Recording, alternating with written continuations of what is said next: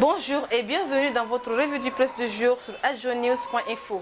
Les quotidiens sénégalais reçus mardi à Adjonews proposent un menu varié, dont le procès de l'ancien ministre de la Justice sous le régime libéral, M. Amadou Sall, poursuivi pour offense au chef de l'État et appel à l'insurrection. Audition de M. Amadou Sall à la cour d'appel de Dakar. La défense active pour une liberté provisoire. Écrit Sud Quotidien à sa une. Ce journal explique que cette audition de M. Sall intervient 6 semaines après son placement sous mandat de dépôt. M. Amadou Sall devant le juge, 4 heures pour préciser sa pensée. Des avocats étrangers entrent dans le dossier, raconte Walfadjri. Dans l'AS, l'avocat assume et tacle le régime. Ce sont des incapables et des pureux. Ce qui n'est pas le cas dans Libération où l'ancien garde des Sceaux reprécise sa pensée avec ces termes. Ce que je voulais dire. M. Sall maintient et reprécise sa pensée. Note le quotidien qui cite l'un de ses avocats, M.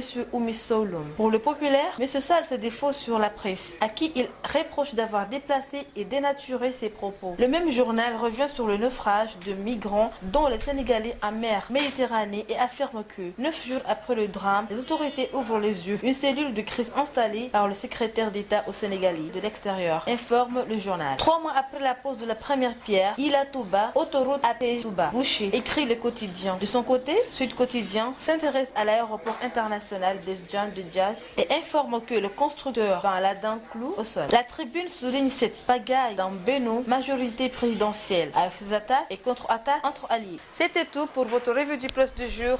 Merci et bonne lecture.